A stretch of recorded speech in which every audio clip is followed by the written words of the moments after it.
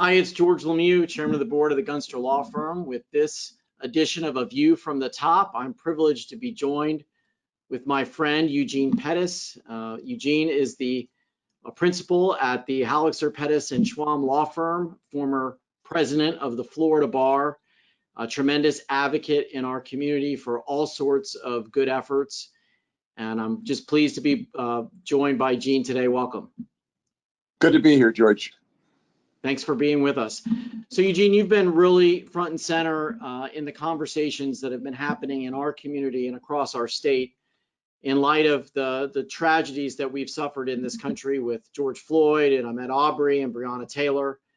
And I just have a tremendous amount of respect for what you're trying to do to elevate the conversation. So I wanted to give you the opportunity, like you've done in various opinion pieces around the state, to tell our viewers about these conversations of consequence that you're having and what you're trying to accomplish.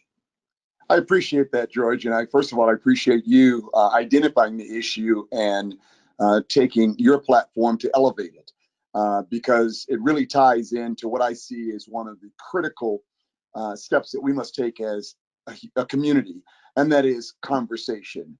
When George Floyd was murdered, that next morning I was walking and I just heard in my spirit, you can't scream silently anymore. And what that meant to me is he was not the first victim that disturbed my soul.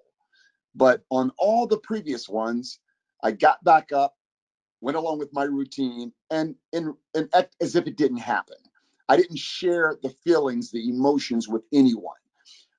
I think that when I was doing some research preparing for my series, Can We Talk platform, I came across this quote with Margaret Wheatley, who stated, "All social change begins with a conversation."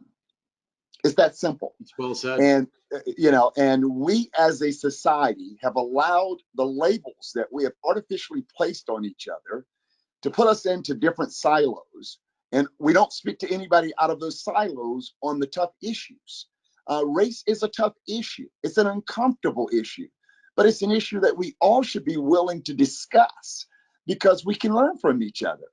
And I have taken that simple formula that people of goodwill from all corners of society, white, black, male, female, you name it, Democrat, Republican, whatever labels we want to place on each other, there's 90% common good. There's commonality. And if we talk about the other 10%, we can each move each other and at the very least educate each other. And some of our stupidity in society is because we don't allow ourselves to be educated by people other than the choir that we listen to. Exactly. And my whole position on race is that there are components of it that we, as this generation of leaders, should not leave the stage without addressing and making it better. And the only way we're going to be able to do that, in my opinion, George, is that we have authentic, honest conversations in a space where I can hear from you and you can hear from me, and we respect that each of our walks, our sensitivities, how we were brought up, all the things that make us somewhat unique on the surface, all tie down and anchor to a common humanity, that you want the exact same thing for your sons and daughters that I want it for my girls. And it's across the board, across societal silos, but we never marry the two, never allow them to be, what I say, is enhanced by the diversity of who we are. So I am taking the conversation platform with our judges, with our business leaders across the community in order to focus on moving towards a better day. As you well know, the business community, I think, is one of the keys. Absolutely. It's just, really, really one of the keys. And I'll address with you at some point, maybe today, as to where I see that role of businesses in this social justice dialogue. Well, we've talked about that at the Broward Workshop. As you know, just passed a resolution this week with a social justice statement and some action items that we want to pursue in order to really move the ball. And that, like you said, you had that feeling inside, you can't be silent anymore. We just can't get back to normal. It reminds me about the school shooting issue that we've dealt with, right? Just how many of these events have to happen before good men and women come together and say, we're going to make changes. And I think all of us feel on this issue of race, when you watch, especially the George Floyd murder, we have to do something different. So as you're having these conversations, your Can We Talk chats, tell us what's come out of it. Are there any deliverables that you see so far?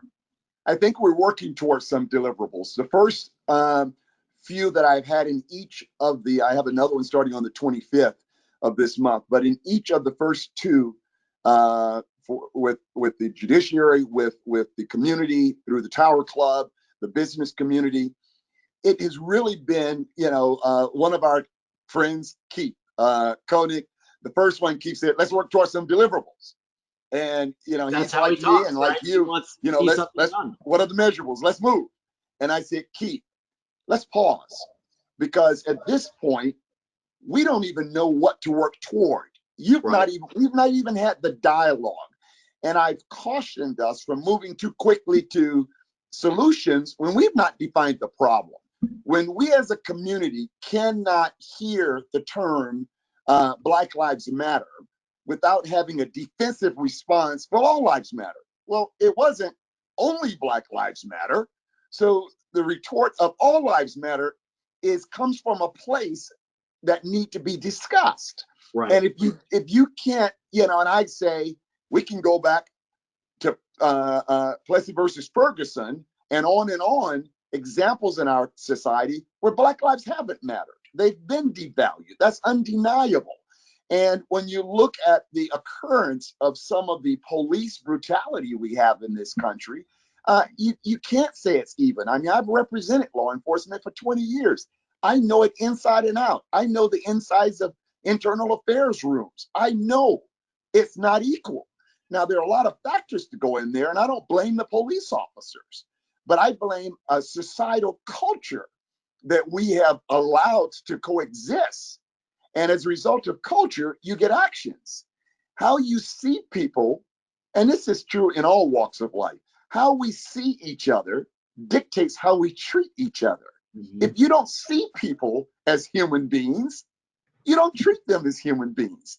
And there are things that I know happen in the District 2, the African-American community here, that would never happen on Las Olas, ever. They wouldn't even think about it. Why? Because they see the people differently. And we have to get to that point where we prick each other's conscience and we open up our eyes and our hearts to feel, just to feel for each other, to feel. And I always use the word humanity because that's who we are. We've come to a point over the last couple of 100 years in America where we put color on people. You don't see that in other places. You're white, you're black, you're Hispanic, you're this. And we just label everything and allow those labels to define how we treat people in too many instances. So what has come out of it, George, the early conversations has been a reckoning. I've had some dear friends of ours to say, Gene, I must admit, up to 2 years, I didn't see any systemic racism. I didn't pay any attention to it. And those are heartfelt, honest responses because in their path, in their walk, they've had not confront it. Well, what's amazing, and you know this because you and I both grew up here, is that even though this is a majority minority county, as a white person in Broward County, you can live a life where 95+% of the people that you deal with are white just like you.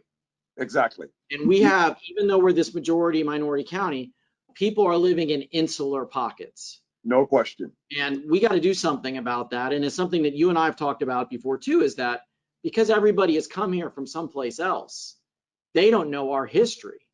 They don't know about the systemic racism in the police and the sheriffs back in the day. They don't know about the lynching that happened off of 441 in the 1940s. Like if you don't know, because you came from New York or you came from Central America or you came from the Caribbean, you don't know that this, this was the South, and there is and those undercurrents are still here. And I really appreciate what you're doing, because I think the conversation is so important, because our lives can be so separate. And one of the things I'm so grateful for is the collaboration you and I have had, where we get to work together and be friends and learn from each other. And I've learned a lot from you working on the debate initiative, where we have these young kids, a lot of them of color, who are doing exceptional things in debate. And I really applaud you for providing another venue for us to get to know each other and have these conversations, and to your point, be a little uncomfortable. Because I think unless you're a little uncomfortable, you're not learning.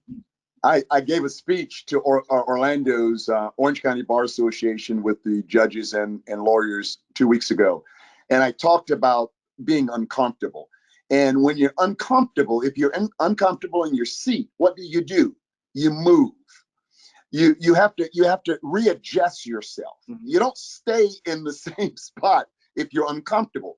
Uncomfortableness makes you move. We need to move. If you are sitting in a house, a dwelling that has mold in it, you got a couple of options. You can look behind the walls and see the source of the dampness that's causing the mold, so that you can eradicate the problem henceforth. Or you can paint the walls. We can't paint the walls to say it looks pretty today socially. We're working on something. We need to make sure that we get behind the structure and we look at where the source of the problem is, that we can get to the root of it. One of the articles I wrote was an infection, that you can have a deep wound infection and you can put a Band-Aid on it. Well, okay, it looks better, but guess what? It's still being eaten up from within. Until you get in there and excise the decayed material to get to a fresh start, where you can have a new day in that wound, have a new day in our social structure here in Broward County, we will not get to a healthy place that will carry us forward to the next generation. And we can't change what happened 50, 75, 100 years ago.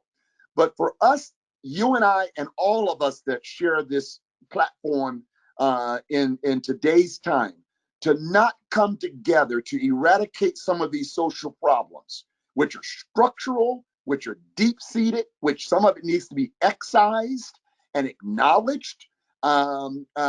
It's shame on us to hand this burden down to our children to deal with. We have the power, we have the insight, and you know what? We know better. We absolutely know better. So therefore, we should what? Do better. And that's what it's all about. I mean, we're at the stages where we do what we have to do for our families, but we have more power, association, networks to do good beyond our family. We have to continue to do good for the community. Well, Eugene, I'm so thankful for what you're doing. I hope that you'll come back on Gunster's A View from the Top and report back to us after you've had more of these conversations. We want to be a part of this dialogue and help to change things in South Florida and Florida at large, so that we can all live in a better place. George, I commend you as a leader of your firm. I commend Gunster.